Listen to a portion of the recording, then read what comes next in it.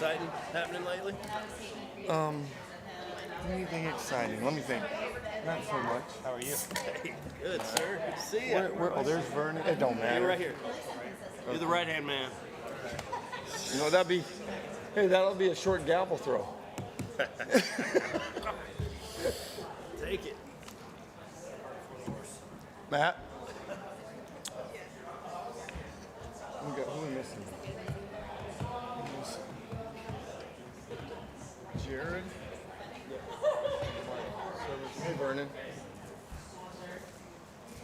Okay. I'll wait till Colton comes back. Does it drive you crazy?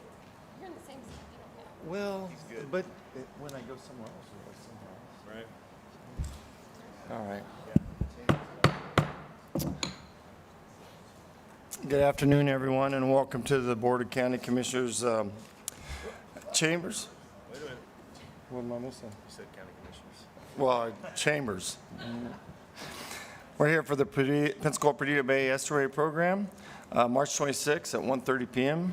Matt, can we have a call to order and the roll call? Yes, sir, you got it.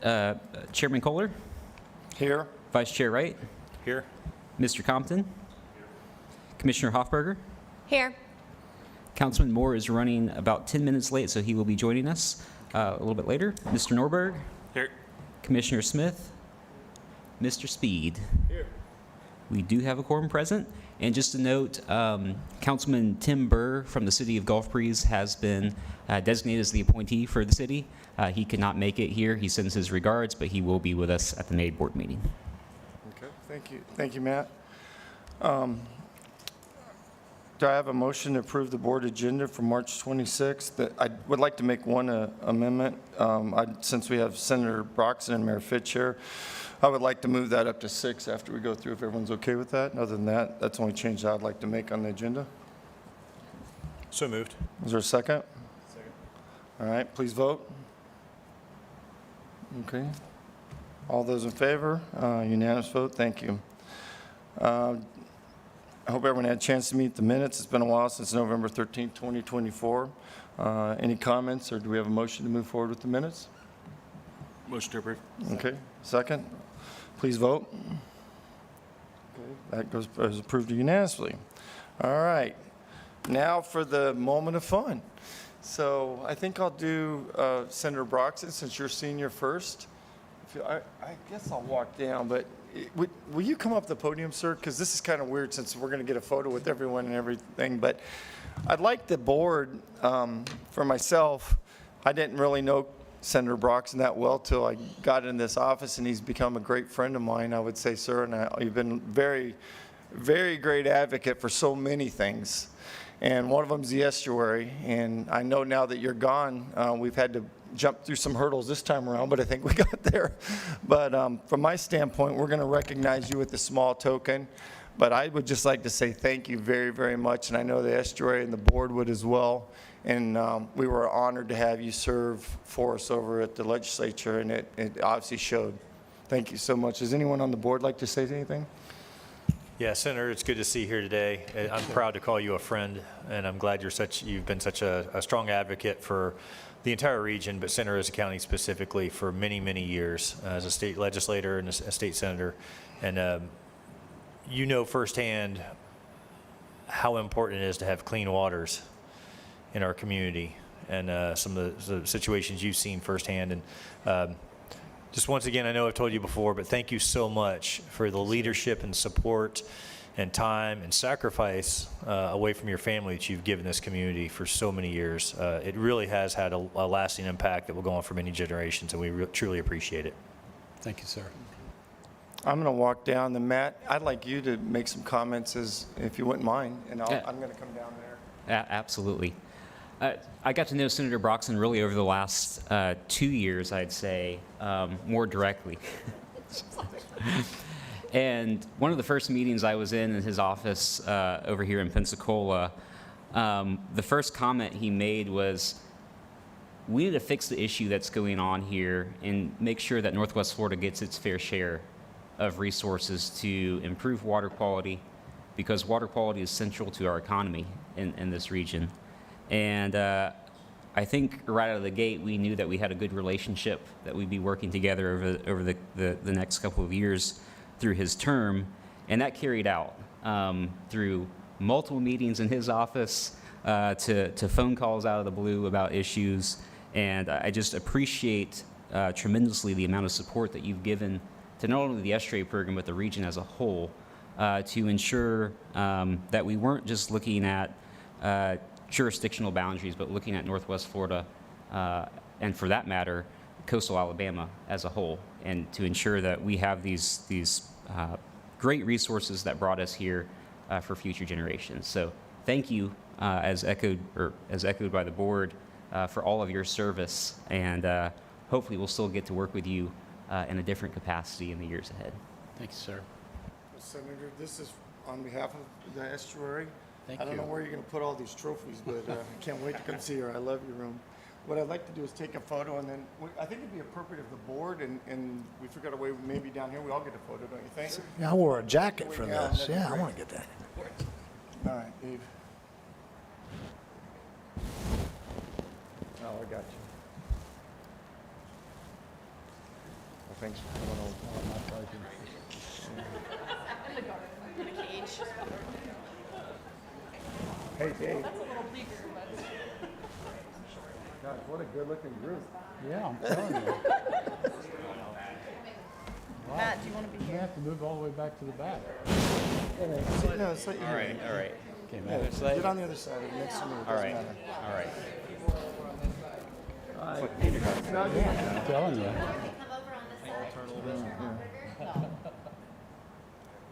right. Does anyone have a joke? Carrie, you got to get in closer. Sorry, boss.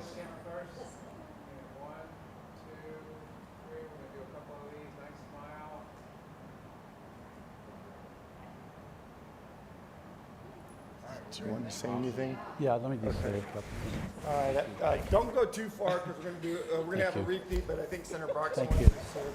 Thank you, sir. Yeah, thank you for all your support. Thank you so Thank much. you. Thank you. Thank you, sir. Thank you. Thank you. How you doing? I appreciate everything. Appreciate it. Gary, thank you. Absolutely. You let me know when. I did want to say a couple things about who we are. We're in a unique part of the state where we don't control much of what comes into our waterways. And the fact that we had a oil spill in 2010, we met with the partners in all the 8 counties and said, what is it going to look like in 10 years? And I predicted that once BP stood up, I mean, they could have walked away. They could have paid the federal government $500 million and said, sue us. But what they did is they set aside $54 billion and said, if we've done anything wrong, we want to take care of it. As a result of that, we have Triumph, and we also have Restore. And Matt, thank you very much for your dedication of what you do to protect the waterways in this area. And thank you, Board, for being here. We are in a battle to make sure that we pass on to our children and grandchildren the same things we've enjoyed during our life. I will tell you one of my disappointments is that BP set aside $28 million to create a hatchery in Escambia County. It was not going to be just a hatchery, it's going to be a showpiece of making a statement to our region that we would never let this waterway be where it did not produce product, fish and crabs and enjoyment. And through a series of circumstances, that did not happen. I'm still trying to find out where that $28 million went, Matt. It's someplace in Tallahassee. But Doge will find it? Okay. We're so fortunate to have the resources that many parts of the U.S. does not have. We still have quite a bit of money in both Restore and Triumph. My concern is that Restore is gradually moving farther to the west as far as the applications that are being submitted. Texas has stood up a department that reports directly to the governor on how to capture more of those dollars. By the way, Texas had zero impact from the oil spill. Florida has the most coastline, and for years and years, we were last in awards. But because of the good work that you've done and the good work that you've done, we're beginning to see movement where we're getting a proportionate share of those dollars. But the battle is not won, and you've got to keep working. Senator Gates will certainly work with you. Many of my friends in Tallahassee understand the importance of what we're trying to do in dealing with Alabama and dealing with the growth of Florida. But it was my great honor to be part of your success and look forward to seeing the good work that you do in the future. So God bless you, and thank you for your dedication.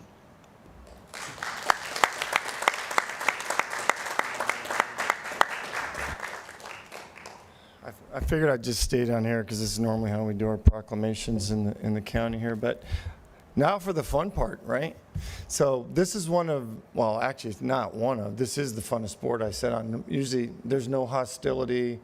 We all like seem kumbaya. And one of our members, obviously, that left us, decided not, no longer a mayor, but left the board, made our board very, very fun. I think everyone would agree with that. Mayor Fitch, you were just a sense of energy, and I thought it was just great every time I came here. Your big smile, and you always had positive comments, and I loved serving with you on this board. And it was sorry to see you leave, but from our standpoint in the board, we're going to give you this, and then I'll let the board members say anything. And Matt, and then if you want to do a repeat, we'll all do the same photo again. That may be kind of fun. But come on up, Mayor Fitch. And this is from us, and if anyone would like to make any comments, feel free. I'll jump right in, just because I think I've known Mayor Fitch probably one of the longest here, because I knew her back when I was in high school. Thank you for your dedication to the city of Gulf Breeze. You truly have been my favorite mayor. And it was a pleasure to work with you both, from the city county perspective, but also on this board. I know we've talked about it before. This is one of our favorite boards to be on, and you're going to be sorely missed. But it's nice to know you're still in the area and we can still see you. And I know you're still actively engaged in the community. And thank you. You're very welcome. Thank you. Okay, so I'm next, huh? Well, I think Matt wanted to say Oh, okay. I've got a half-hour speech prepared. Echo what Commissioner Kohler and Commissioner Wright said. I mean, truly one of the most joyous people to be around, and that energy, I think, brings everybody else energy. And one of my favorite stories is you went out with our team probably a year and a half ago, maybe 2 years ago now, or maybe 3. What is time anymore? Exactly. I was not there, but Logan was there. Our team was there to go and perform our critter catcher program and go out and seine off of Shoreline Park over in Gulf Breeze. And I got a call afterwards, and it was from Mayor Fitch, and she was so excited because she's like, I had no idea the amount of life that was in our estuaries, that was in Santa Rosa Sound, and it was because of the team that helped convey the importance and explain all the different species that utilize that resource and make it a productive system. And so it was really one of those key moments where I knew that this program and this team that we have are truly impactful in the work in which we are set out to do. And it's so great to be able to see one of our elected officials be out engaged, work with our general counsel as well to be out there seining. That's the kind of thing we want to see. We want to see everybody become ambassadors, not only of this program, but the resource that we have here. And I can't thank you enough for all of the support that you've given the entire team, the program, over the years, and we know that's going to continue, whether it's after hours or roping you in to continue helping with the gala. So Sure. you're getting a volunteer title, whether you like it or not, is what I'm saying. But thank you for all of your service. Thank you. This is my very favorite board I have ever been on, and I feel like it's such a mixed group. We all bring different things to the table, but we're compatible. We just want to do the right thing, and we get incredible advice and suggestions from this group. For a small group like you are, I am amazed every single time we have a meeting and we go through what's coming up next and what you've been doing. It just blows me away. And I feel like every one of you are not only knowledgeable and excited about what you do, but it's that important that you bring this to others. And the example that Matt gave was, I had always thought the grassy water was like yuck, and it's like, I wish we just didn't have all this. And then that one thing like changed me, and I thought, you know what?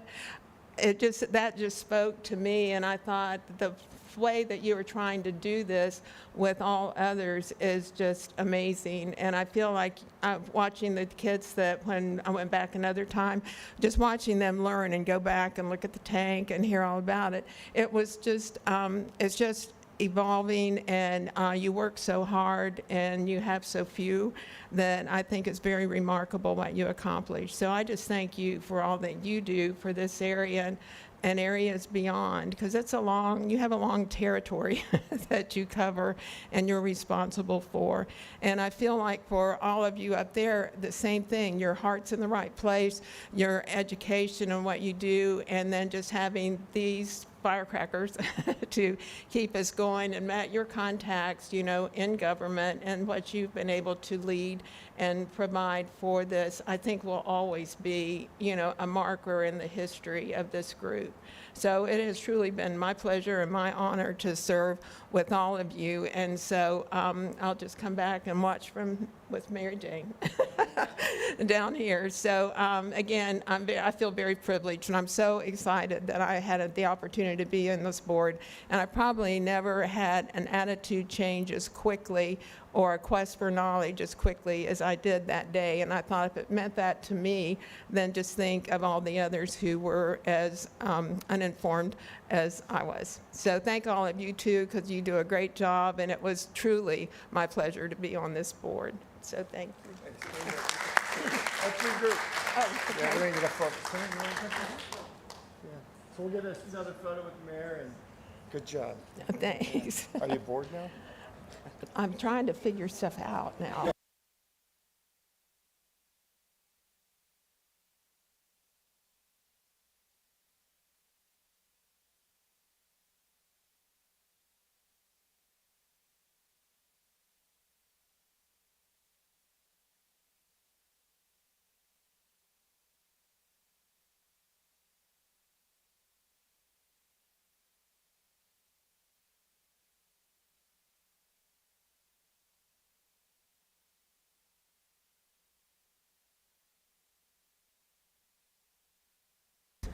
Okay, I just want to say one more thing, because I'm very remiss in this. And I also would like to thank Senator Broxton for all that he has done, not only in this regard, but as far as our area and as far as the city of Gulf Breeze. So you are sorely missed, and but just thank you for being there while, for as long as you were, and all the help that you gave us. You're welcome.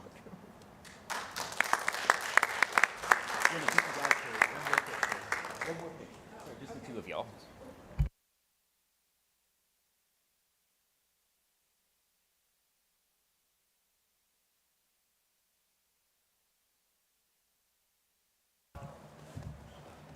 Okay. Just a second.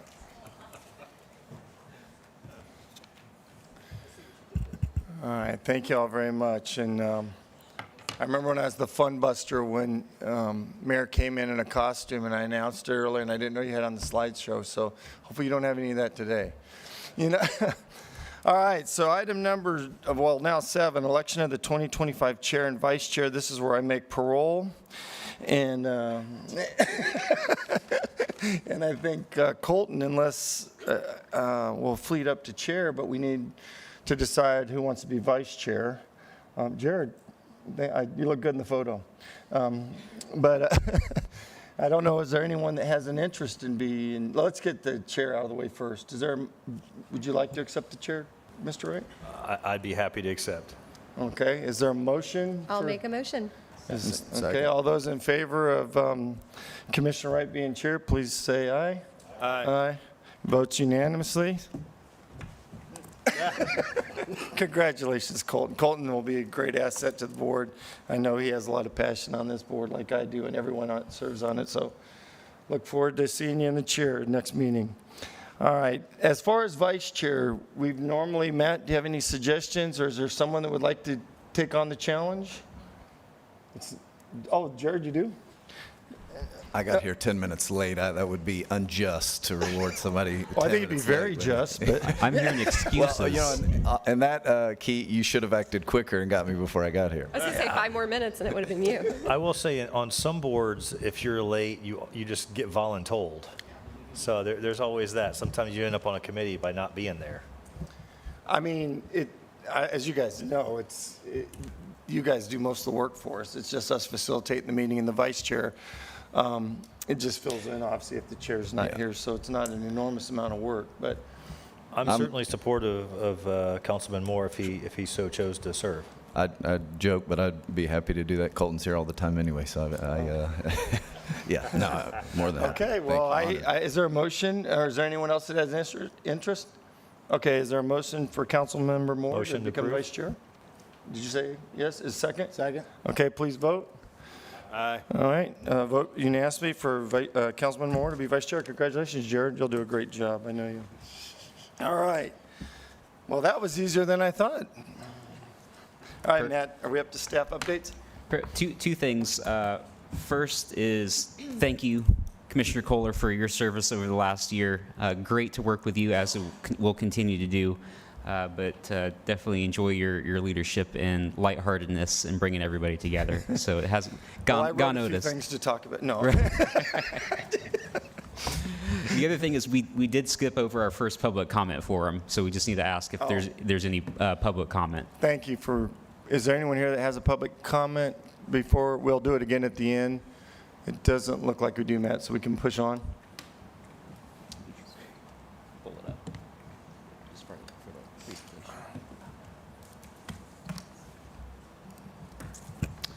All right.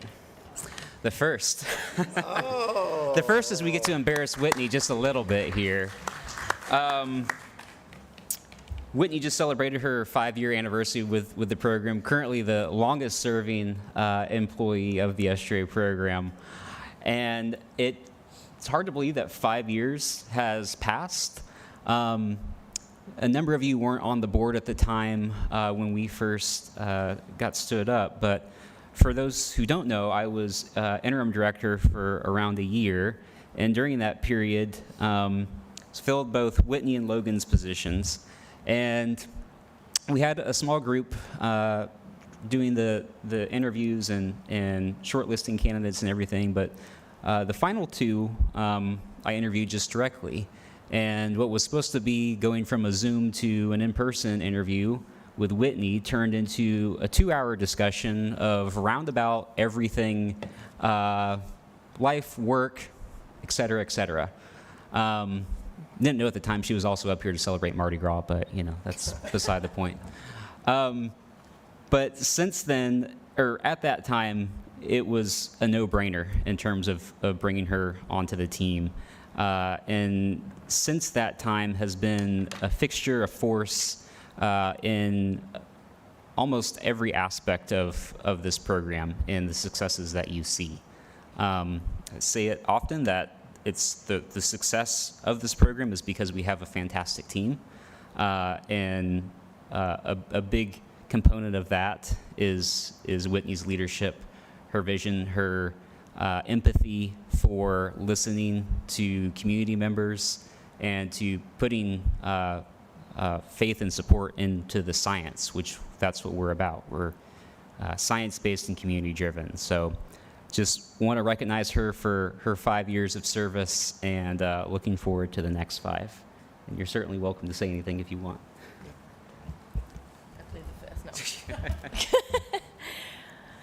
Of course, it has been quite the roller coaster. So much fun. Of course, I started this position during COVID, so it was, I was kind of slowly but surely getting my, wits about me and meeting everyone and trying to figure out how to do all these things virtually.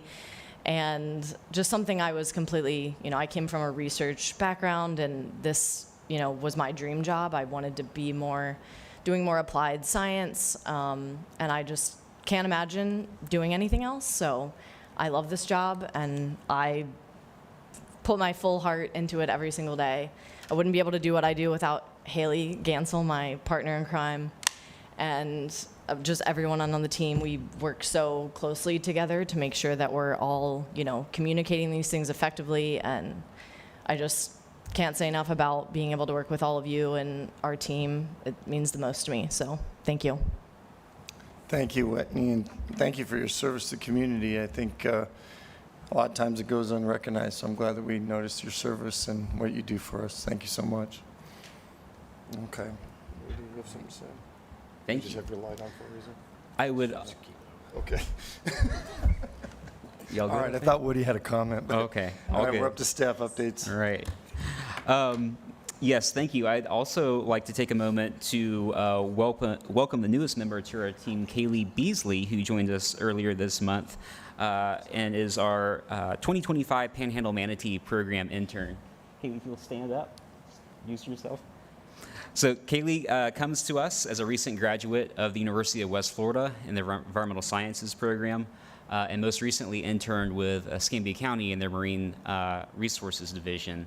We're looking forward to having Kaylee on board with us throughout the season and engaging a number of community members throughout summer and into early fall, and really raising awareness about manatee presence and best boating practices at our local boat ramps across the region. So she'll be working directly with Bailey and then a number of volunteers that will engage throughout the season. So I just wanted to recognize Kaylee and welcome aboard.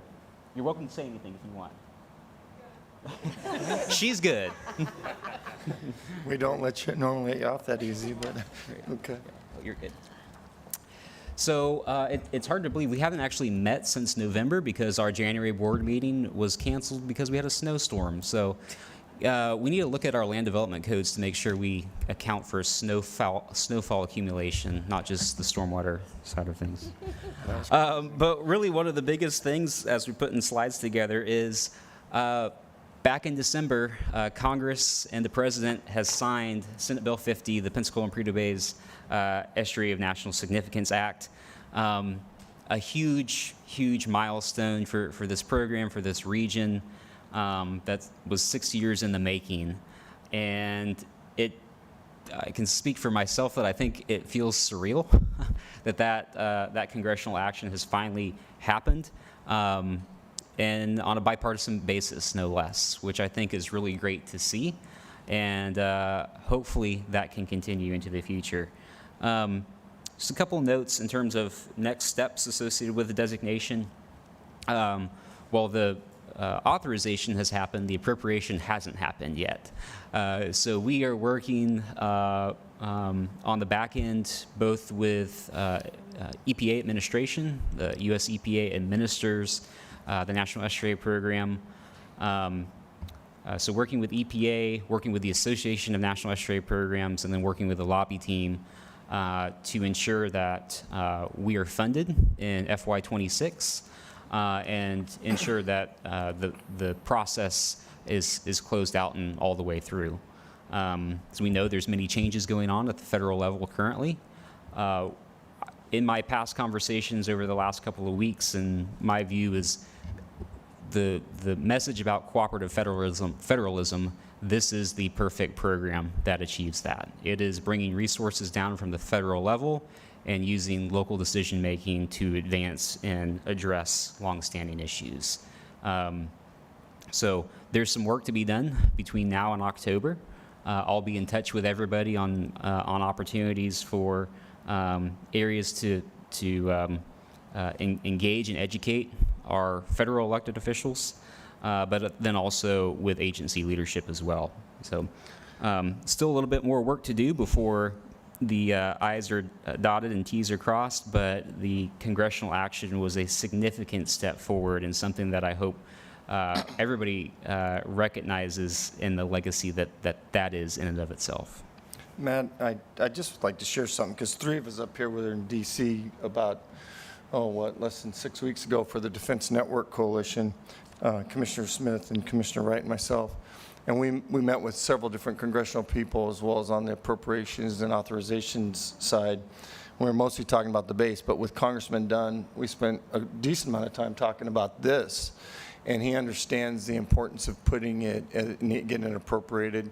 So hopefully, and I think we have several allies in that fact. So it seemed a little bit promising, but we'll see with all this stuff going on. And I don't know if you guys wanted, you were there, if you had anything else to add to about, it did come up as a point of conversation. Well, I was just going to say, I think the same 3 of us will be in D.C. next week, and I'll speak with our lobbyist, and we'll continue to have some conversations, do whatever we can to move the needle, or at least get some more intel. We have different lobbyists, but that's another thing. I told our lobbyist at Gray Robinson as well, so we're trying to hit it from every angle. Right. Perfect. Thank you, guys. Yes. Moving on, you have at your stations our first annual impact report. So this is covering 2024. Really proud of the final product here. This is something that you'll see moving forward in the years ahead. This was a collective effort from our team to pull together the metrics, the stories, all of the information that you'll read in it.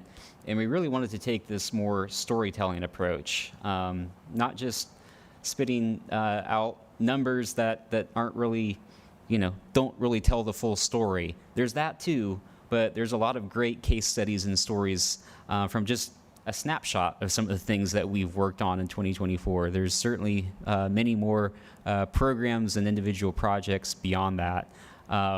But we were able to work with Background Stories, which helped us with the final graphic development. But all the content, the photos, that was really all in-house, the team putting that together. So kudos to our full team for all the effort to make that happen. And hopefully you'll get a chance to read through it. It's available on our website, and certainly if you want additional hard copies, we have others. We have more that we can certainly get over to you. We want to use this as a storytelling opportunity when we're talking about NEP designation, when we're looking at legislative appropriations and other grants, that the funds that are invested to this program are going back directly to on-the-ground projects to implement the CCMP. Thank you. Matt, Yep. if I may ask a question, you said there are plenty of copies. Yep. I would just encourage every board member here, if you have the ability to pick up copies and make sure we get them in our respective boardrooms and areas in the city and county buildings, just so as residents come in, they can see it. And I'm sure Commissioner Smith would be supportive of this, but I think it would be a good idea for our PIO to share this information on the county email list as well. Try to do as much of that outreach and help you as much as we can. Perfect. And Matt, real quick. So and I think this is, someone asked why would I invest in the program? I think this right here is it. And, it's simple graphic to pass out, to spread around and everything. Hey, Matt, do we have it electronically? We do. I can send it be to sure to all of send us, that and link then we again. can get it out on our appropriate websites as well. Absolutely. Well, I'd like to add on to that. With this new designation, and as excited as we all are, we understand that when we're talking to a lot of people are not still fully aware of this program. And this is something that I'm, for lack of a better word, I'm always pimping you. I'm out there working it because of the fact that we always have these sedimentation problems, and we have citizens that are very upset about them. And then I'm trying to, as well as Commissioner Wright and the rest of the board, we're trying to look at all the positives. And one of the big positives is this, the designation, and we want to get everybody else excited about it. And like Commissioner Wright said, we're having a pretty successful run at getting the citizens of Santa Rosa County engaged with our PIO, And getting that information, this information to our PIO for her to get out, she's doing a great job, and we're getting a lot of positive feedback for that. And it would be a very good idea. And I think there's more recognition over on this side of the bay, actually. And I'd like to see more people in Santa Rosa County get more engaged with it as well. For sure, that's perfect. That sounds great. We can definitely work with y'all's team and everybody's respective team. Logan does a fantastic job with the storytelling of the program, both visually and from the actual storytelling side of things. So that's what makes this report so great, and I think getting the message out even further. Also, we had our annual planning meeting as a staff back in December of this year. We also, or last year, I guess, December of last year, planning for 2025, and also took the time for our end of the year staff celebration over at Graham Creek Nature Preserve. Beautiful facility over there, but as far as our internal planning work, we've got so many team members and so much going on. It takes nearly a week now to plan out everything that's going on for the year. In the future, you'll start to see the development of an annual work plan that will come before you, so you get a better sense of the individual projects, programs, actions that we are undertaking internally that may not be fully apparent in these board updates. So be on the lookout for that in the future. And we'll go to the next slide. We also had an opportunity back in January, right after we got back from holiday break, to go out with one of our wild harvesters, Pasco Gibson, Captain Gibson, that is, associated with our Pensacola Bay Oyster Restoration Initiative. So our team, a couple members of our team rather, went out with Pasco back mid-January over to East Bay, and really just wanted to learn from him what he's seen change in East Bay and Blackwater Bay and Escambia Bay over the years. And so it was really a great opportunity to learn about those historic wild harvesting practices. And really what we saw was a significant portion of the area that we poked around in Tongue for Oysters was covered, with this very soft, silt, mucky material. But there was hope. We did come across one area that had sizable oysters to them. It's not that picture. They were a little bit bigger than that. And they tasted pretty good as well. So that information is really going to be key. We've worked not only with Pasco, we had another stakeholder meeting back in December with some of the other wild harvesters in the region, really just to learn from them what practices make sense, what locations, materials, what do they see for the future. We did that also with the emerging aquaculture industry back in January as well. So I know Whitney's going to give a update on the Oyster Restoration Initiative here in just a minute, but we're really trying to take a full lens approach to ensuring that we're hearing from all of the stakeholders that have a valuable stake in what this restoration program and the long-term recovery of the bay looks like. We also wanted to take a minute to celebrate the great work that's currently going on over on Perdido Islands, their restoration project. So it's a partnership with the City of Orange Beach and the Nature Conservancy. That design's been led by Moffett Nickel. Somebody's back here. Which is really a transformational project that kicked off construction here within the last month. And I know Woody sent over a couple of pictures, so I don't know if you want to highlight anything, Woody. Just gotta go hot. All right. So, yeah, we're excited. This started a few weeks back, and coincidentally, we have the engineer here who can speak about it as well. But we've been running the drone out to kind of catch progress photos as it's been going on. But here you can see the dredge at the bottom, and you see the pipe. And it's dumping everything out at the top of the photo there. it has, it's been really fun to watch. I was speaking about it earlier that I can just step out my office door and watch this every day. And so most mornings you can catch me with my binoculars, you know, watching everything going down out there. But so this is another one. This is a progression. This is a couple weeks after the first one. You can see the Barrow area where the dredge has been working, and it's gotten actually much larger. The fill area. And this was this week. This was actually yesterday. I took the drone out and got this. These barges showed up yesterday with four big long reach excavators, and they're armoring this part of the island, as you can see. But the fill area has gotten the shelf, I guess. Is that the proper term there, Kate? I don't know what. Yeah, there we go. Beach and dune right there has gotten significantly larger as well. It's hard to make out, but there are stakes just south of this area that show how far it's going to go out.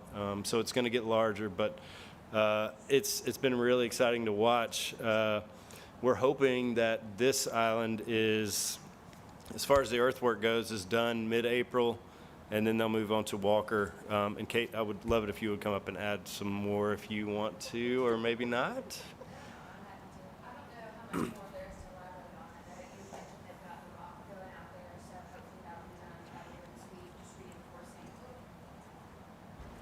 Reinforcing that revetment that's out there, and then as Woody always spoke to, transitioning over to Walker Island. And we'll be getting that in as quick as possible, trying to get in and out before all the summer visitors set in and stay out of the way of all the vessel traffic. But yeah, I think right now they're in the process of getting the turbidity curtains installed, so they're ready to go as soon as all the equipment's in for Walker Island. But they're moving quick, no issues, high production rates. It's looking good.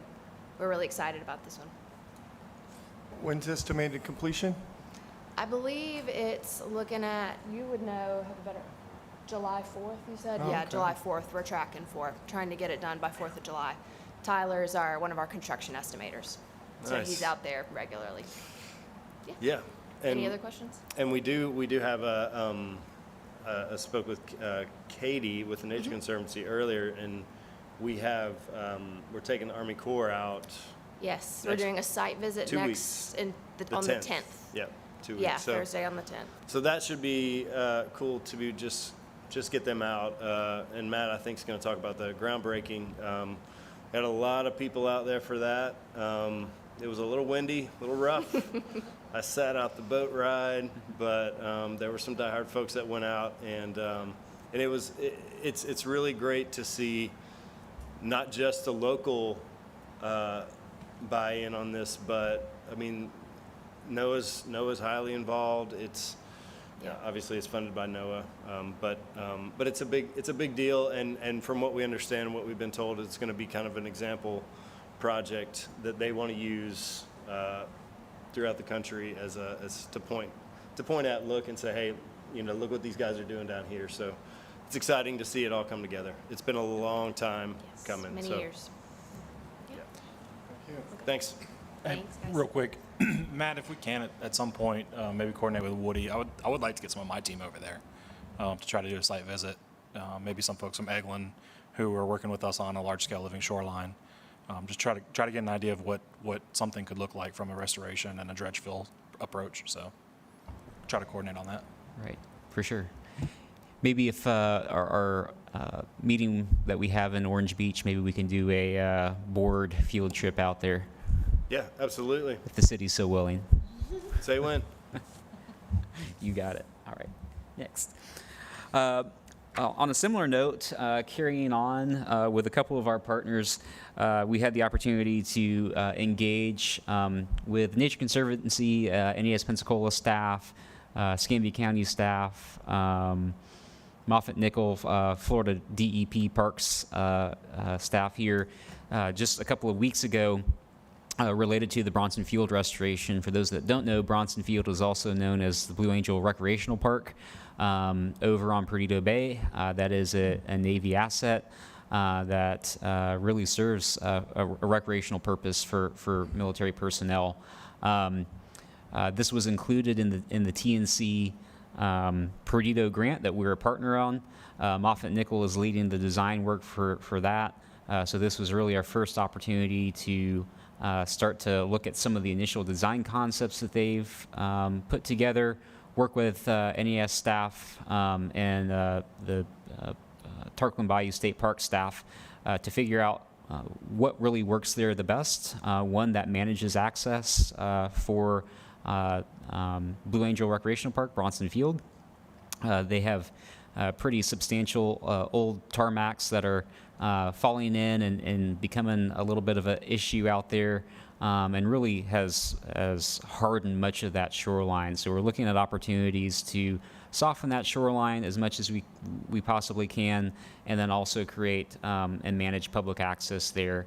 And then additionally work in partnership with the state park to resolve a hydrologic issue and restore the historic sheet flow up from Bronson Field down into Tarkland Bayou prior to that getting bisected back in the early 40s when the base was first constructed.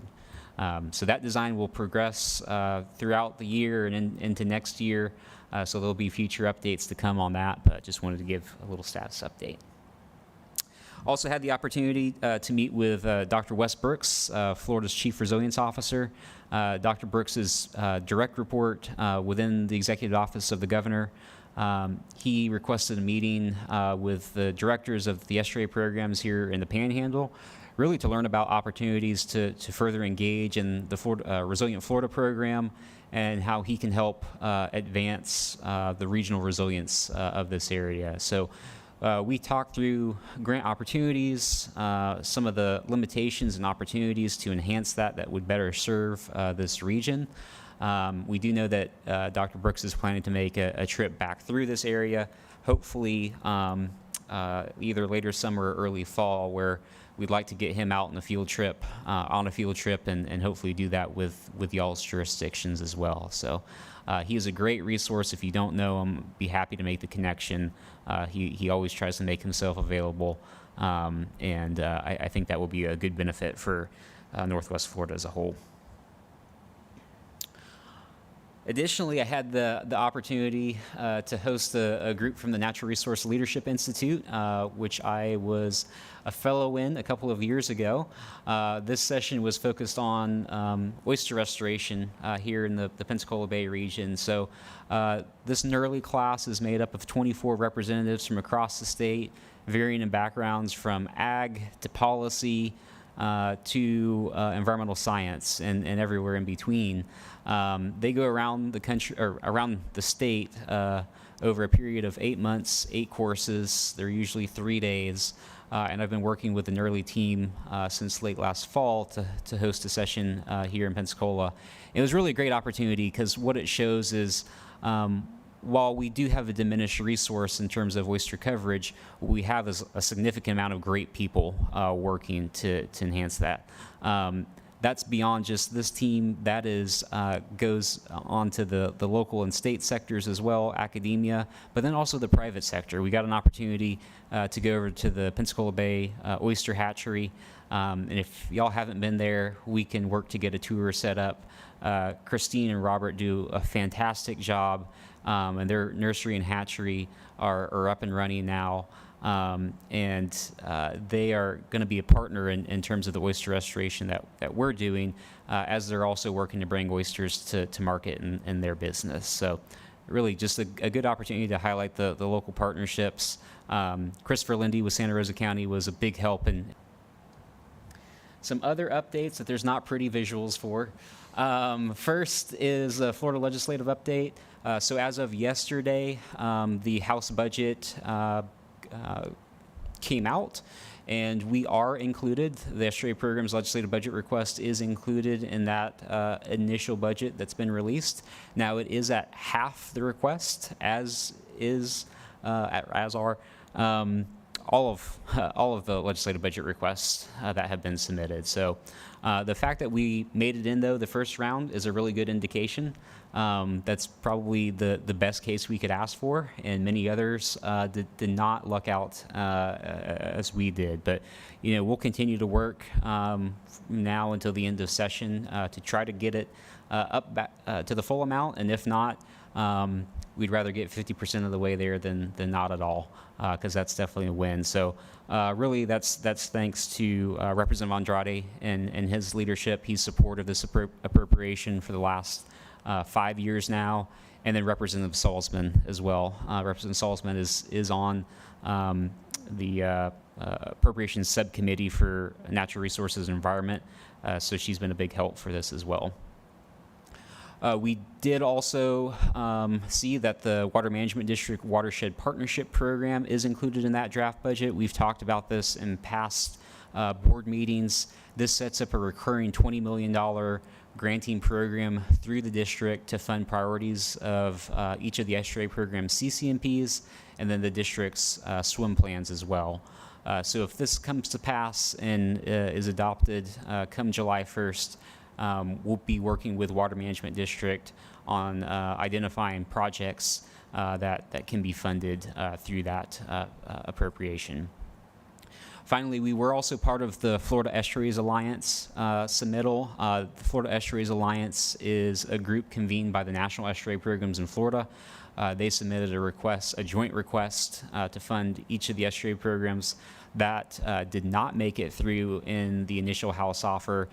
There's possibility that it could be in the Senate proposal, but we'll know probably tomorrow or Friday if it hasn't come out during this meeting. But regardless, we're in a very good position with our direct appropriation and with Water Management District as well. A couple other quick updates. I was appointed to the Santa Rosa County Land Development Code Task Force. I'm not sure what I did to deserve the honor, but thank you, Commissioner Wright, for that appointment. I think that's going to be it's a really good opportunity to help find some common sense solutions to strengthen the LDC in the county and really find that middle ground that works both for environmental preservation, but to allow economic development to continue in the county. So I appreciate the endorsement and hopefully will serve you well on that task force. Additionally, have been appointed to the UWF Earth Environmental Advisory Board. So that will help influence their environmental department in the years ahead. We do have an action item related to the Carpenter Creek restoration design. We have gone through the RFQ selection there and have selected Moffitt Nickel for that project. While we're still in those contract negotiations, we do have the action item before you today, which is to just formalize the acceptance of them as the #1 ranked firm, and then authorize staff to continue to negotiate with them on the final scope and fee. In the coming couple of weeks, we'll have a sedimentation action plan RFQ come out as well. That is associated with our NOAA transformational habitat grant. So that will be hitting the street in just a couple of weeks. And then finally, we will have an audit RFP as well. This is something that we do need to have as a standing organization, and then we didn't trigger it in the FY 24-25 time period, but we likely will this current year, which is triggering the need for a single audit for federal compliance. So just wanted to make a note on that. You'll see after that goes out, and once we make a selection, that will come before the board for adoption. And then finally, and I'll stop talking finally, coming up on April 16th, we have our annual management conference meeting. I think we're kind of pros at this now, five years in doing this. This is going to be April 16th at 10 a.m., 10 to 3:30 at the Sanders Beach Community Center here in Pensacola. Our theme is Flowing Forward, Investing in Watershed Resilience. So please, if you can make it, we'd love to have you there. Lunch will be served. Chief Dan Skyhorse Helms from the Santa Rosa Tribe will be giving some opening remarks. And then we'll have our team give some updates about the program and then go off into breakout sessions in the afternoon. So it's always a good time. Appreciate it if y'all are able to make it. And with that, I think I'm turning it over to Whitney. Fine. I'll keep my updates brief. So we heard that we have tentatively been awarded the EPA Golf Program grant, which a lot of you are partners on in terms of the counties. This really is focused on understanding water quality through monitoring activities. So this comes as a direct, basically, implementation of actions that came out of our February 2024 comprehensive monitoring workshop.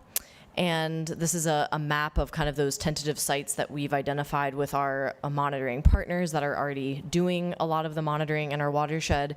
But we're hoping to harness these partnerships to expand both the spatial and temporal coverage of this monitoring. This is a big opportunity. This has been kind of something we've been talking about since I started this job. So I think it's an incredible opportunity. This is going to be $750,000 over 3 years. Kind of targeting those prioritized parameters of interest, and it would be monthly frequency sampling. So we will be kind of refining this list of sites and all of that once we actually get awarded the grant and move forward with working with, our several partners that are, all the way from Orange Beach all the way over to Okaloosa County with Mike's group. So we are looking forward to it. Of course, as that kind of pans out and we have more, specific plans, we will keep you up to date. But this is, our future, basically, water quality monitoring collaborative is what we're calling it. So awesome opportunity for our program and our partners. And then I'll be giving a brief update on several things that we've been doing for the Pensacola Bay Oyster Restoration Initiative. This is kind of just a brief overview of kind of what the year looks like. We've are hitting several of these things at once, but looking at really stakeholder engagement, kind of working with Jacobs and their team on desktop analysis and data collection, already entering into some of the planning for community engagements as we move into the summer, and then looking forward towards preliminary design, the permitting, and then kind of doing all those future steps. Next slide. So exciting opportunity we had at the end of February at the Bayview Community Center. We hosted a oyster restoration design workshop, and there was great attendance. We started putting out the word on this like end of last year, October, November timeframe, to make sure that we had the right people in the room, and we had about 60 participants, plus all of our staff and Jacob's staff. It was a full house. And you can see Brent Whip smiling in this picture on the left. I think, I wish he was here. But we had representatives from federal agencies, state agencies, oyster experts, wild harvesters, aquaculture operators. I mean, you name it, they were there. So I think it was a great opportunity for everyone. We mix and matched everyone in groups, so they weren't allowed to stay with their friends and other people that they work with. We wanted them to branch out, so we had a diversified, opinions at each table. And as you can see on the tables, we had these maps, and we had several interactive opportunities where they got to play with Legos and actually build oyster reefs out of Legos that were all scaled to the maps, so they could actually real life look at what a 2-acre, 10-acre, something reef would look like. And they got to work together to think about materials and really where they were going to be placed. And we had, the Jacobs team kind of give an update of where they're at with all the modeling work that they've been doing. And it was just an incredible opportunity for us to really engage more specifically with each stakeholder.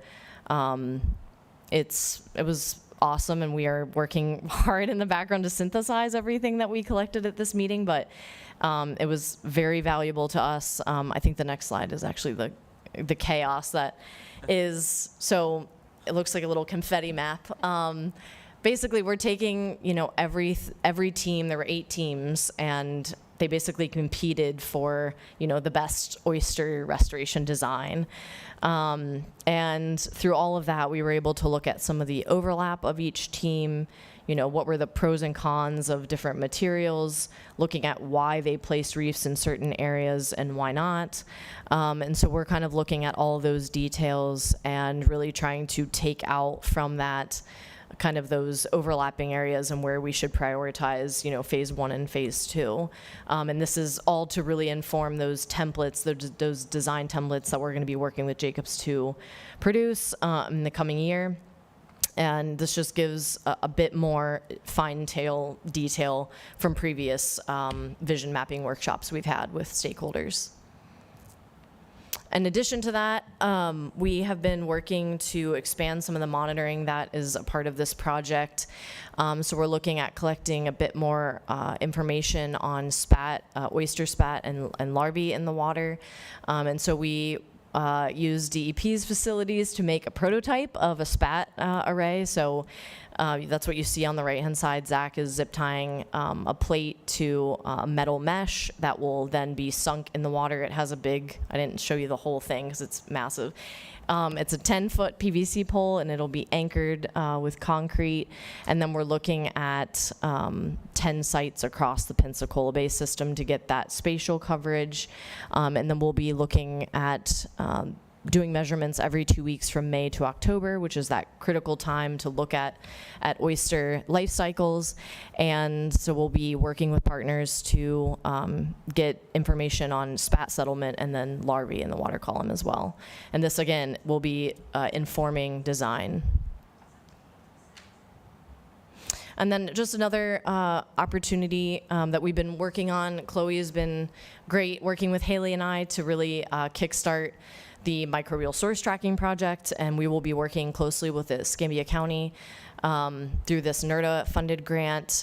We've been working in the background to get quotes from laboratories to do some qPCR sampling and then the primer selection for bacterial sampling.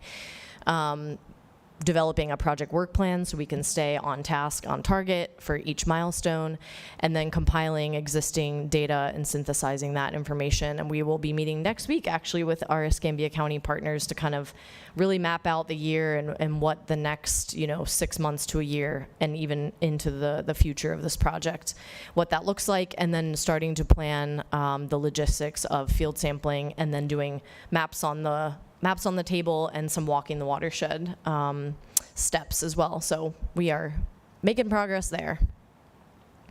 And then I think State of the Bays has become my whole personality in the last 2 months. Really since the end of last year.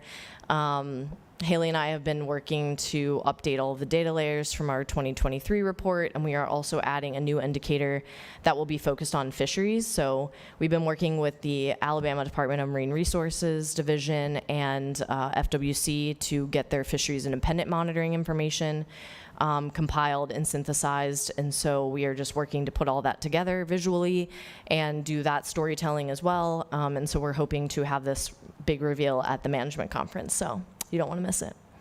But yeah, that's my updates. I think I'm going to turn it over to Paige to give an update on the Living Shoreline Assistance Program while she's coming up. Be remiss if I didn't note that Paige is coming up on her 1-year anniversary next week. So it's crazy it's already been a year.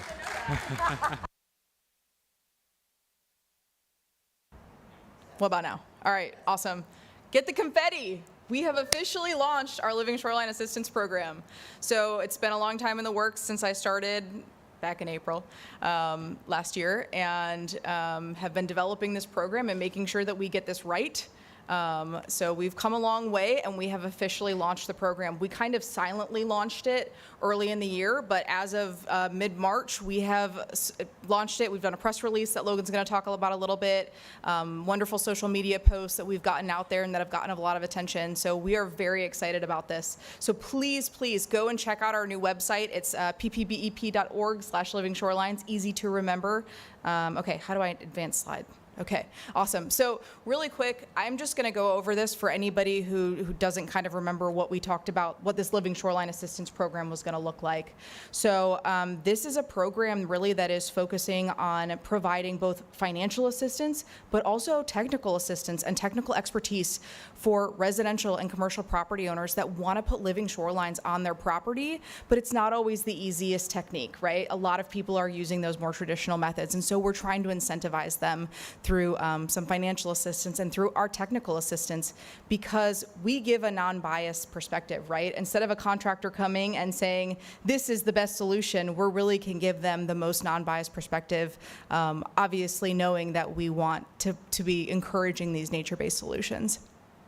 So if you don't remember, this is actually funded by 2 NOAA grants. So it's actually in Pensacola Bay and Perdido Bay, respectively. So we are starting in Perdido Bay for now, and then we're going to be moving into Pensacola Bay come August. So make sure you are getting the words out to everybody that you know, if you know any waterfront properties that we're doing this program. So just very, very quickly, what we're offering. We are going to be offering some financial assistance for materials and plants for these living shorelines. We are going to be providing resources, so maintenance guides on how to maintain a living shoreline, design guides on what's the best design to choose from, where to get your plants from and what plants to use, which marine contractors are out there that have experience with living shorelines and really act as kind of a hub for those living shoreline resources, as well as offering monitoring for a year kind of post-construction. Now, for select candidates, we will be offering a little bit more as well. We're working with a group called Oyster Corps, who is going to be actually installing some living shorelines on a few priority select projects, and we'll be acting as kind of the permitting lead for those folks as well. So I'm very excited. We can go next, yes. They told me to only make it 2 slides, and I made 6, so sorry, Matt. So I just wanted to show you just a few examples of some of the projects that we're going to be focusing on. So these are, you guys have all heard that kind of green to gray continuum, gray being that more traditional shoreline and green, being that very natural native materials. So projects from just planting native plants where it's, low wave energy environment to potentially having breakwaters made of artificial oyster reefs and or limestone rocks. So we'll be offering kind of an array of different designs for people to be able to choose from and fit what really fits best for their project. So far, we have really hit the ground running. So we have, Chloe is really my partner in crime here, and she has made wonderful resources. You guys need a graphic designer. You should probably call Chloe because she could do that for her side job. She's made some wonderful materials that you guys can check out on our website. We've sent out mailers to over 800 people. We are starting in Alabama, on the Alabama side, so kind of in the Perdido Beach and Wolf Bay area. We've put out over 150 flyers for folks. We've reached 300 people through different outreach events. We've done different presentations for different groups. And we've done 1 open house, which I'm going to talk a little bit more. And we have 1 more open house tomorrow over in Wolf Bay at Graham Creek. So next. Thank you.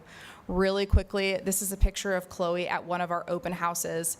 So these open houses really are our key way of getting to these homeowners, because this is an opportunity for these homeowners to come out and actually talk about their properties, because everybody wants to talk about their properties. They want to tell you exactly what the problems were, when this started, tell you about how their neighbors have influenced them, and it's just a great source of information to get to them so that we can, can really give us the knowledge that we need to direct them and give them the best design. And so we hosted our first open house on February 28th, and I expected 6 people to come because we were in Perdido Beach, and as you know, it's one of the more rural areas, and so I was not expecting a lot of people. And right away, we had 16 people show up right away. And in total, we had 25, families, so even more individuals, but 25 different people with different residential properties showing up. So there's a lot of interest in the area. So it's really exciting and it's great to see, but it means we've got a lot of work to do. So now we've got all of these different site assessments that we need to start scheduling, but we're really, really excited to actually hit the ground running. We've got another one tomorrow over in the Wolf Bay area, Graham Creek Nature Preserve, and then Perdido Keys coming up in May 1st, as well as a webinar if anybody wants to attend or if you want to send anybody to on April 4th.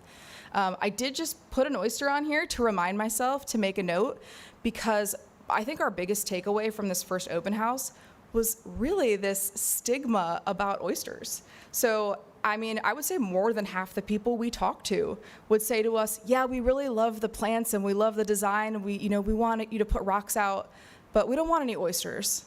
So there's really still this stigma, at least in our Perdido Beach area in Alabama, about oysters. We heard a lot of conversation about Vibrio and this idea, the stigma that oysters bring Vibrio. And I think it really brought to our attention this need as a team, with Oyster Restoration Initiative, with all of the work that our outreach team does, to really focus on trying to break that stigma and get a larger message of the benefits of oysters, and to break that as much as possible. So that was one takeaway, but next. Okay. So that was the Living Shoreline Assistance Program. We're very excited about it. Lots of work to do. Oyster Shell Recycling Program. So y'all have not heard about this since we've kind of started this program, but we have had 4 restaurants for a while: Felix's, Peg Leg Pete's, oh my God, I can't remember them. Felix's, Grand Marlin, and Redfish Bluefish over on Pensacola Beach. So since we started in August, so actually less than 8 months, we have gotten 76 tons of shell. So that is a lot of shell that we can use now for our restoration projects. And we are going to far exceed kind of our deliverables and expectations for that. But we also have tons of restaurants that are reaching out to us and they want to get involved. We only have 1 truck. We're working with Oyster Corps again on this to actually do the implementation and pickup. They only have 1 truck and 1 trailer, and so now we're trying to figure out how do we expand this and reach as many people as possible and help make sure that these restaurants aren't putting these shells into landfill, and what's the best way to fund that and what's the best way to do that. So that's currently kind of what we're focusing on. Felix has recently left. They closed down, but we are kind of in conversations with Atlas and Fish House, who have told us that they're interested in joining, so they should be joining soon. So very exciting. This was our Oyster Corps team actually went out and they did a cleanup. If anybody needs like a oyster shucking knife, we've got tons of those. Any of the chainmail oyster gloves, we've got those for you. But making sure that we're not putting any trash into the water, we're going out and doing some cleanups to make sure that we're getting that out of the shell pile. And that is it. Thank you very much.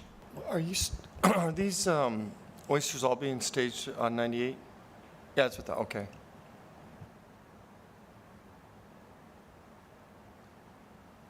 All right, just picking up actually this one got moved up.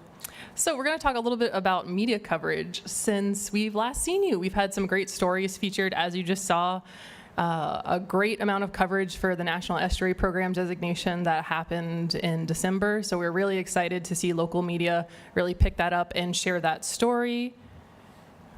Speaking about oyster shell recycling, we've also had some features on that effort, and we intend to continue pushing out stories as we have updates on new metrics we'll wait about another year and share the impressive numbers of oyster shell that have been collected. And then on the Living Shoreline Assistance Program as well, that has been getting a lot of features, including some smaller ones that aren't even digital, like the Perdido Beach Post that's print only. So Paige did a great job reaching out to these communities. Through their outreach, I'm getting lots of phone calls and emails about people wanting more detail about the program. So the word is getting out.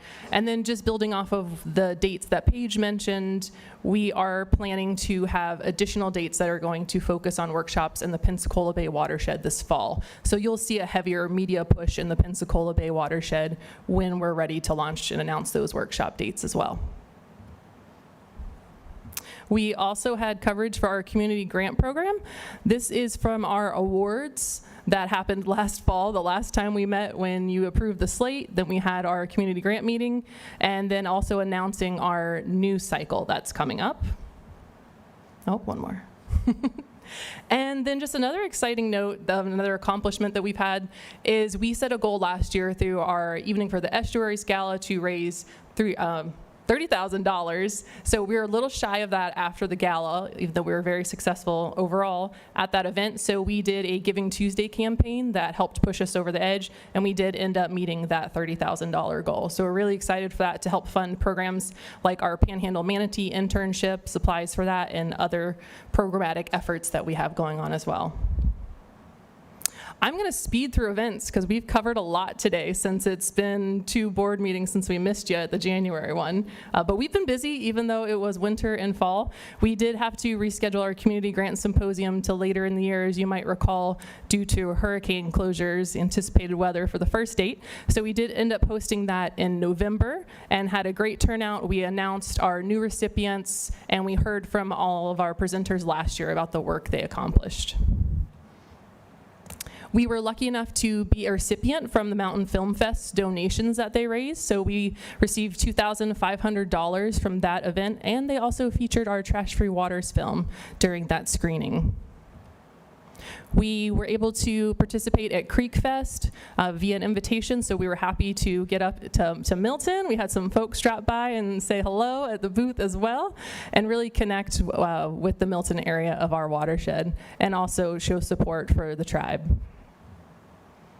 We have been busy leading our restoration rambles, so that is our program that runs in our cooler, less buggy months to encourage people to come out and explore restoration projects and sites in our area with an easy guided tour so they can see these projects that they might hear about in passing through the news, but really seeing it on the ground firsthand and learning about it makes it much more tangible to them and they can connect on a deeper level.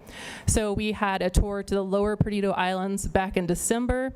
Unfortunately, January was canceled due to our mega snowstorm.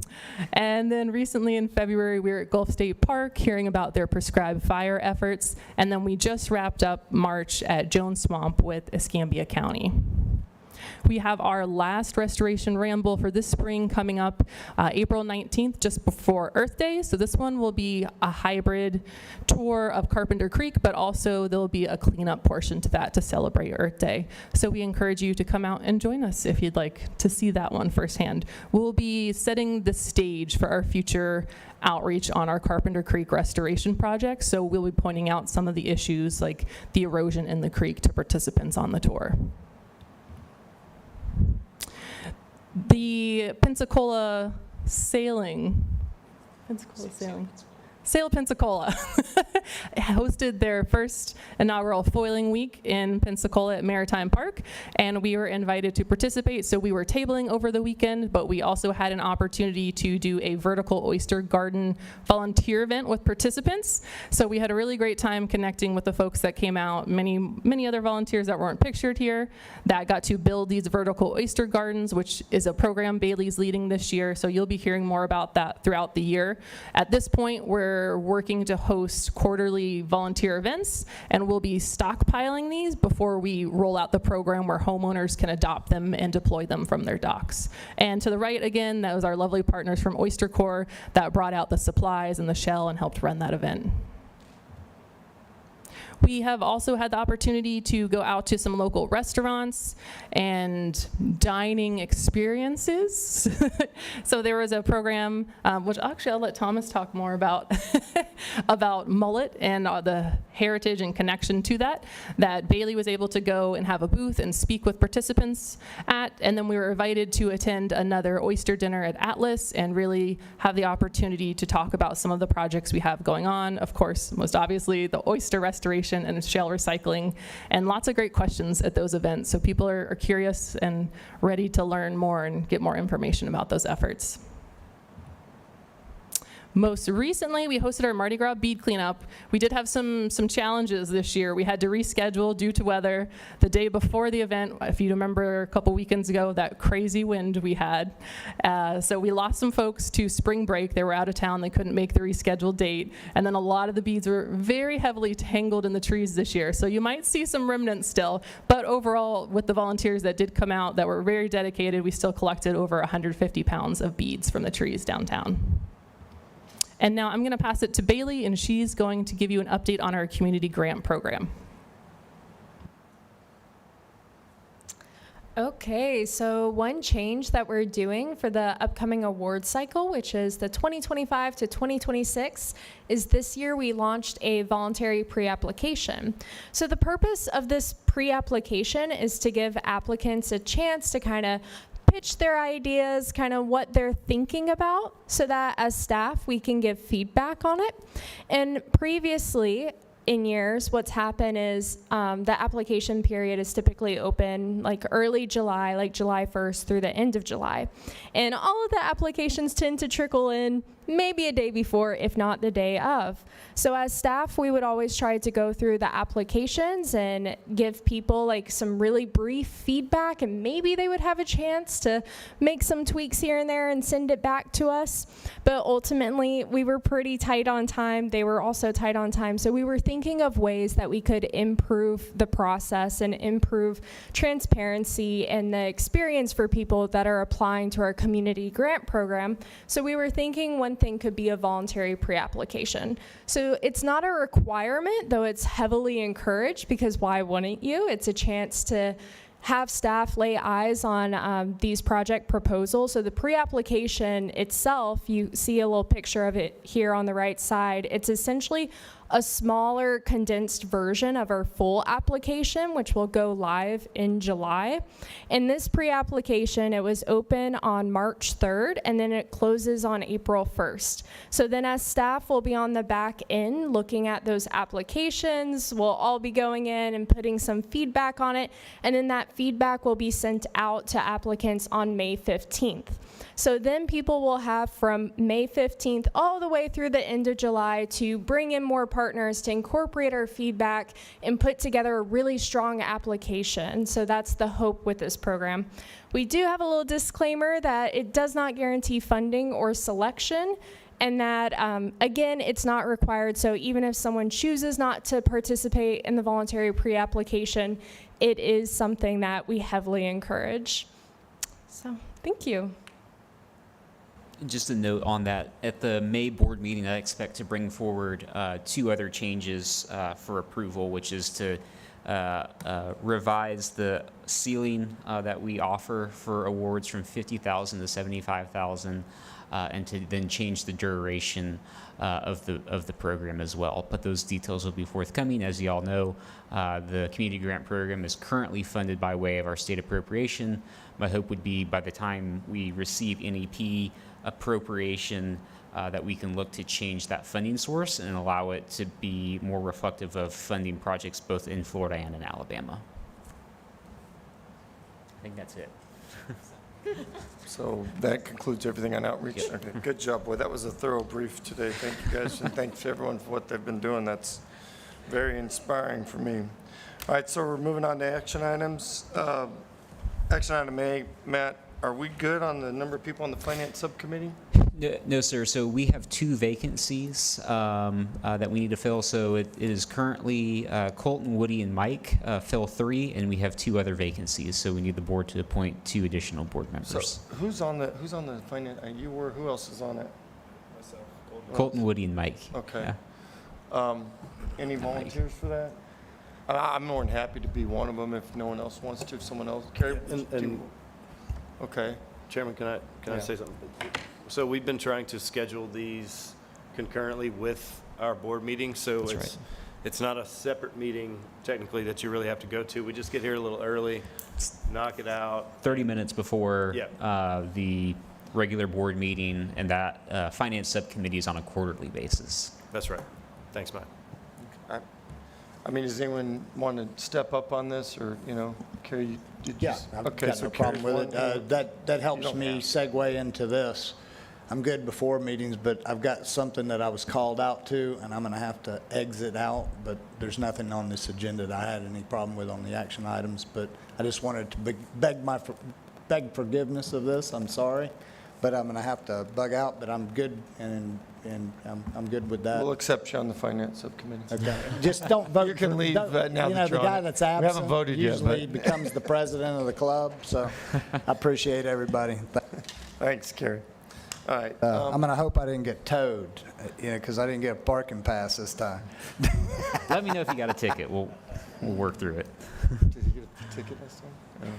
All right, if no one else, Vernon, do you want to be on it? I mean, I don't mind doing it if no, we need one more. Okay. If no one else wanted to do it, I would do it. So is there a motion for Commissioner Smith and Councilman? If both of them are willing to serve, I would make a motion to nominate Commissioner Kerry Smith and Vernon Compton to the Finance Second Subcommittee. that. I'll second that. Okay, please vote. All right, vote passes unanimously. Thank you very much. That was easy. All right, 9B, the quarter financial statement. Any comments on that, Matt? Or just It's as to be expected. I think as I mentioned before and in the backup, at the May board meeting, we'll bring the mid-year budget amendment to the board so for we're just approval. asking for approval? Yep. Okay, do I have a motion? Second, all right, please vote. Motion passes unanimously, thank you. Let's move on to, this should be an easy one, the bank signature, because Colton's already on there, so. Yep. If there's no complaints, I'd just ask to move forward with that motion. Okay. Is there a second? All right, please vote. Item C passes unanimously. All right. Action item D. Issues a purchase order to IDE Group in the amount of $14,500 to the Estuary Strategic Plan. Want to share a little bit on this? What's IDE Group again? I should know this. Yeah, ID Group is a local firm. They are based in not only brand development, but strategic planning efforts and change management for organizations. This really comes out that while we have our CCMP that was adopted back in 2022, we've grown quite a bit over the last 5 years, and we've never developed a strategic plan looking really at the organization itself. So that is really the purpose of the strategic plan, is looking internally, externally on a number of factors, from procedures to roles to really innovation and where we look to grow into the future over the next 3 to 5 year period. So Matt, is this considered to be an annual or a one-time expense, you think? One-time expense. One-time expense, okay. Any questions on it? Okay. And the product from that is the development of a strategic plan? Can't get the words out. Yeah, it'll be a strategic plan that is ultimately adopted by the board. Okay. Yeah. So Okay. moved. Okay, Second. please, there's a motion and a second, please vote. Motion passes unanimously. The next three are related to letters to the estuary. Can we put E, F, and G together unless anyone has an issue? Okay, do I have a motion to move E, F, and G letters basically on the National Estuary and the legislative agenda? So moved. Okay, second? Got a second. Okay, please vote. All right. All right, motion passes unanimously. Okay, we're down to H, approval replacing subcontract for the estuary, Escambia County, in the amount of $668,755.99. Is there any questions on this? It's a large amount This is of an money. agreement that was previously approved by the board. The language of it changed in some additional back and forth that we had with county legal. So just repealing and replacing it with this version that's in the back. Remind me what our county legal had an issue. I was trying to remember what their issue was. It was just some of the standard language that we had went ahead and put the original version on the board's agenda before we got those comments back from county legal. So Okay. it doesn't materially change anything. It's just standard boilerplate changes. All right, thanks, Matt. Do you have a motion to move that forward? So I have a quick question, and it kind of rolls into the next one of I. So these are essentially repealing it and then putting it under FSU. Why is there such a drastic price difference? I'm sorry, I didn't hear that. Why is there such a drastic price difference in the amount for that transfer? No, so which are you on, H or I? H. So is that related to I though, with the flood model stuff? Oh, okay. Yeah, so they are through the same funding source. The 668 is what's coming to the program. The 475 is what we're subawarding to FSU. So the delta between that is what is for our personnel and for our direct outreach and that sort of thing. All right. Is there you okay with that, Mike? Any other questions? All right. I need a motion then. Move to approve. Okay, second? Second. Okay, please vote. Motion passes unanimously. Thank you all. We're now on I, approval of repealing and replacing the service agreement with Florida State University in the amount of $475,000 to complete the compound flood modeling agent. Matt, anything you want to share with us on this? Nope, same issue as before, just because that agreement was initially made to the county while we were hosted by Escambia County. We could not revert that award directly back as the SJ program split off, so we're having to change these agreements from what they were officially adopted as back at that point a year ago. Okay. Any issues? All right, do we have a motion? Move to approve. Okay. Okay, please vote. Aye. Action item I passes unanimously. Okay, now we're down to Carpenter's Creek Restoration. I don't have an issue with this. Do we have a motion to approve? You approve? Do you want to second it? I was just giving you a chance there, Commissioner Hotberger. Trying to pull you in. Okay. Okay, so we have a motion and a second. Please vote. Aye. All right, my item passes unanimously. All right, we're at K, the old boat. Approval of the purchase order with the Hanko boat not to exceed $92,000. Why did that number come up anyways for the 20-foot console? What was it limited at $92,000? I can't remember why. Yeah, and Mr. Chairman, we do need to make that correction to item 9K. The change is to 92.9 from 92.4, so it's a difference of $500. Difference in that is based on the additional conversation we had with Henko. Late last week and first part of this week, we added some additional cleats, some additional grab bars, and additional anchor storage that resulted in that $500 increase in cost. No water skis? No water skis, unfortunately. Maybe we can get them donated. Okay. No, just not sure we can buy it. All right, do we have a motion to approve? So I have a question real quick. What's the status on a vehicle to tow that boat? I We know have this it. was, Yep. that's all set? That's been? Yep, we okay. have it. Where did we get, we bought the vehicle a while Yep. back, yeah. We bought it a while back, and Yeah. it took Oh, way no, too you're long right. to get I it delivered. do remember. But we do have it in hand. Yep. Well, where are we storing that? Thankfully, Escambia County continues to be great friends and neighbors, and they're So letting we us are keep it taking in, it in the where? garage here. The boat's in our. Oh no! Sorry, the truck. Oh, it's like, truck. wow, We're- you got the boat? That's pretty good, man. The boat is something that we're working through. Okay. Yep. So that you're, is that going to be an issue? I think we'll be able to work. We'll be able to work it out. There's a couple of different irons in the fire that I think we'll be able to do. 4 to 6 months out. Yeah. Thank you. The delivery on this is 4 to 6 months So you have for time them to to build figure it out the out. boat. So we've got time. Okay. Well, let us know if we can help. Maybe Robert Turpin or something. We'll see. Okay, so is there any more discussion on item K? All right, is there a motion to approve? Move to approve. Okay, okay, please vote. Item passes unanimously. Okay, we're at action item L, approval of Florida Department of Environmental Protection Agent, Protection Grant Agreement, number 25REO2 in the amount of $5,570 for the estuary program Resilient Project. Any comments or questions on that? All right, then can I get a motion from somebody? I'll make the motion to approve. Is there a second? All right, please vote. All right, motion passes unanimously. All right, any committee updates, Matt? We do. Kate, you want to go first? And then Thomas will be on deck.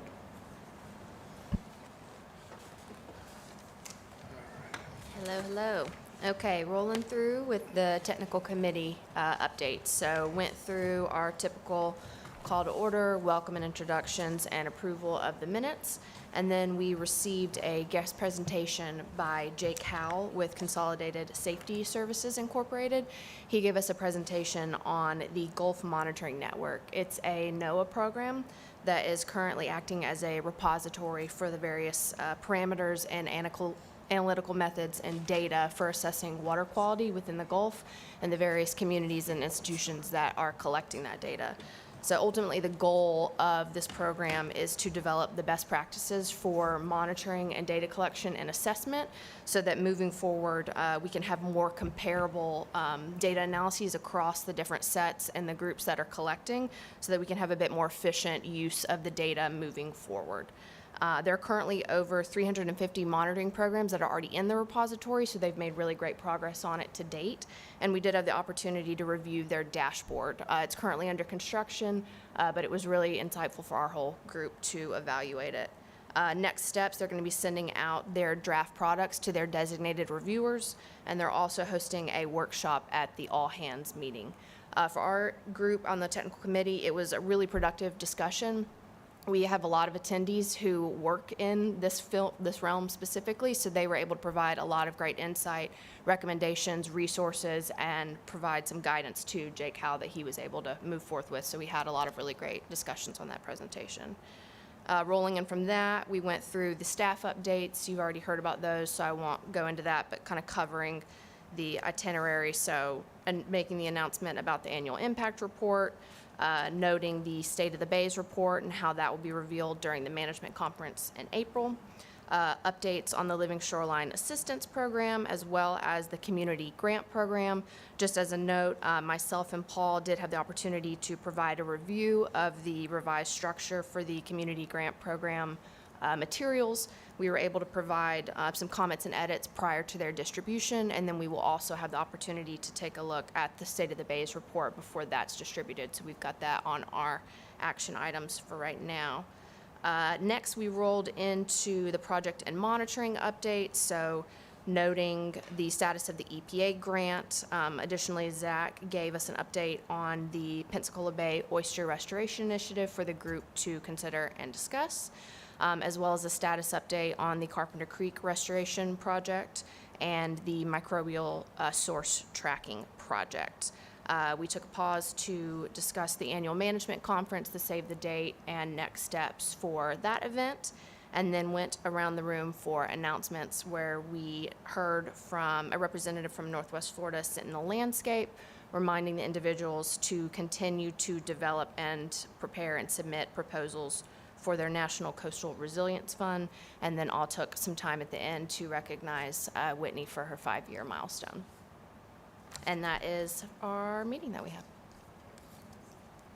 Thanks, Kate. Next, we got Thomas on deck for Education Outreach.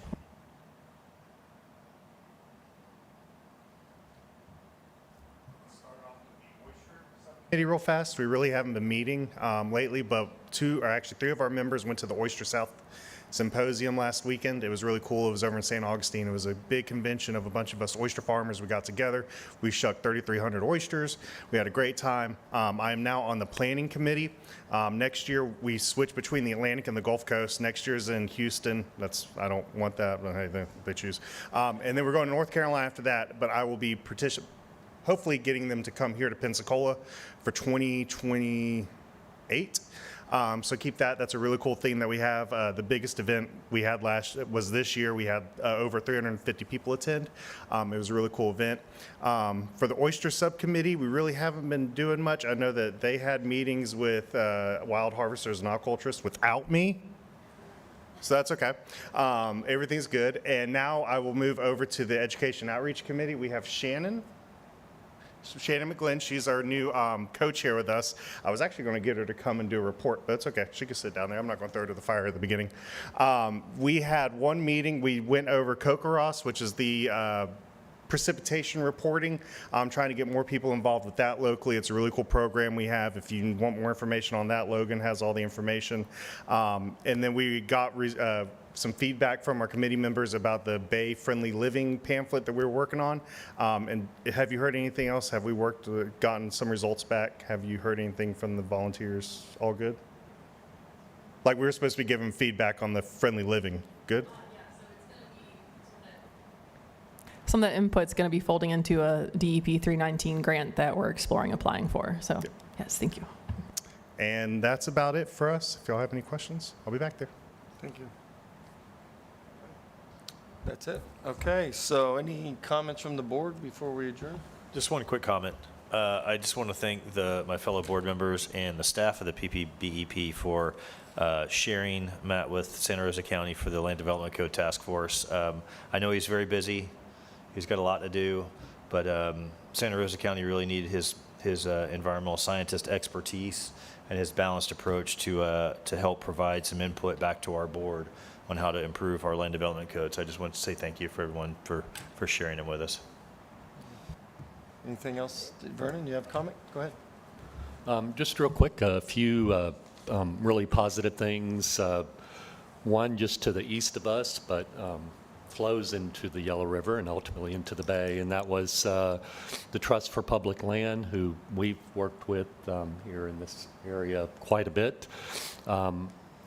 Completed a preservation project of 2,500 acres on the Upper Shoal River, and it's going to become a state park. So they worked with FDEP and a number of other partners, but it's all along the Shoal River. So protecting the river, but becoming a state park also. So really positive news there. And then here in the estuary program area, the Innerarity Point, Conservation Florida, recently closed on 100 acres on the point. So protecting that permanently. So that's also very, very good news. And then on the wildlife side, on RMS land in Santa Rosa County, you don't often hear of previously of reintroductions of endangered species on private land, but through a really collaborative partnership effort, positive with the U.S. Fish and Wildlife Service, the Florida Fish and Wildlife Conservation Commission, the Longleaf Alliance, and the Department of Defense. 50 of the salamanders were captively reared and then released through a new effort through the U.S. Fish and Wildlife Service, where private landowners do not have a regulatory burden associated with endangered species. So this is on land that RMS owns that already has a conservation easement on it, and they are committed to long-term managing that as a longleaf forest. So there's multiple benefits, definitely watershed benefits, because it's protects part of the Pond Creek area, but just a really good, probably first in the country type effort of endangered species reintroduction on private land. So kudos to RMS and all the partners. Thank you, Vernon. That was a lot of good information. All right, I'll wrap it up here. I want to thank everyone that took on the leadership assignments. I know we all have an interest in this board, so thank you, Colton and Jared, and on the Finance Committee. I also want to thank you, Commissioner Hoffberger. As you know, when Commissioner Bender left, it's been about a year where I've been the only commissioner for Escambia County on here. So welcome aboard. Glad to have you. And other than that, I guess I'll make one more plea. Is there anyone out in the audience that wants to make a public comment before we adjourn? All right. Well, hopefully we'll see you all next month at the management meeting. All right. Thank y'all. This meeting's adjourned. I'm going to make a quick announcement now that we're adjourned, because it's not official business, but if anybody is in downtown Pensacola this Saturday, I'm